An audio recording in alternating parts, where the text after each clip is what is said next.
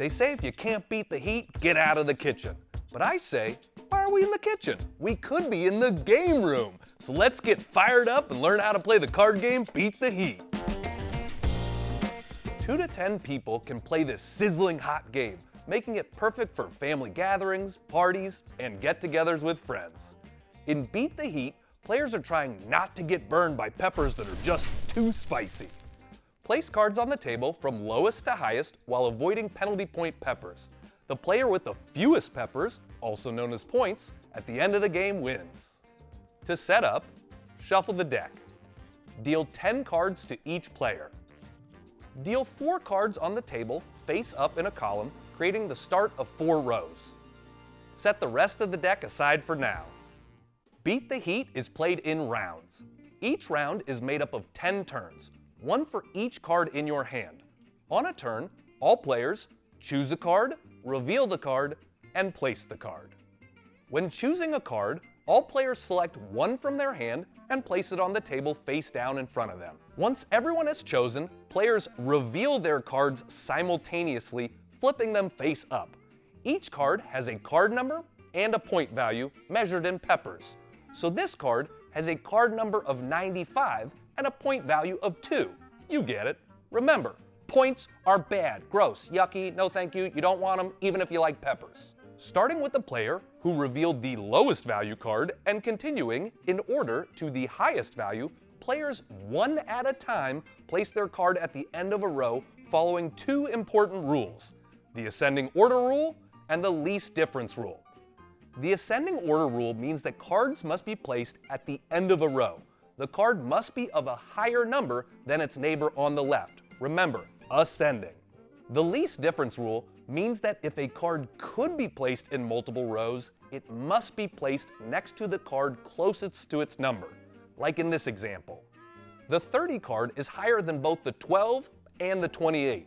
Since it's closest in number to the 28, it must go at the end of that row. Watch out, because things get super spicy if you're forced to break one of these rules. Let's look at that example again, but with a slightly different setup.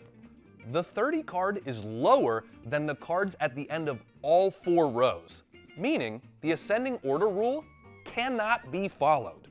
That means you can play the 30 at the end of any row. Sounds tasty, right? But here's the catch. You must collect all other cards in the row you choose. Those cards and their pepper points go into your penalty pile. So, avoid being scorched and pick up the row with the fewest peppers. Play continues with the 30 card as the new start of the row. You'll also get burned if you're forced to play the 6th card to a row. Place the 5 other cards in your penalty pile. The card you played is the new start of that row.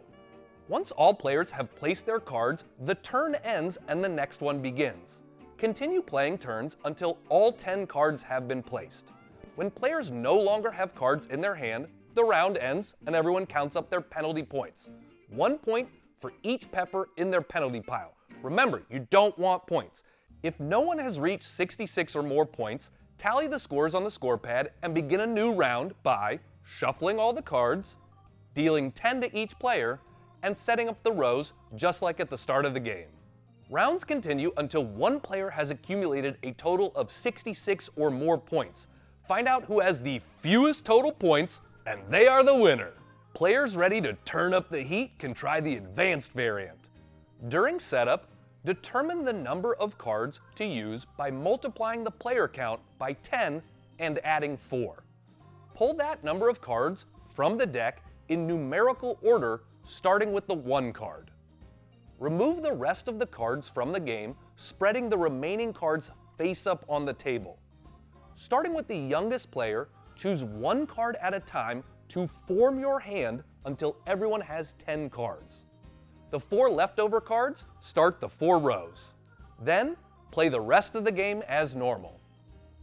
You can also make the game shorter or longer by changing the points goal or playing a predetermined number of rounds. However you choose to play, you now know everything you need to get started with Beat the Heat. Have fun!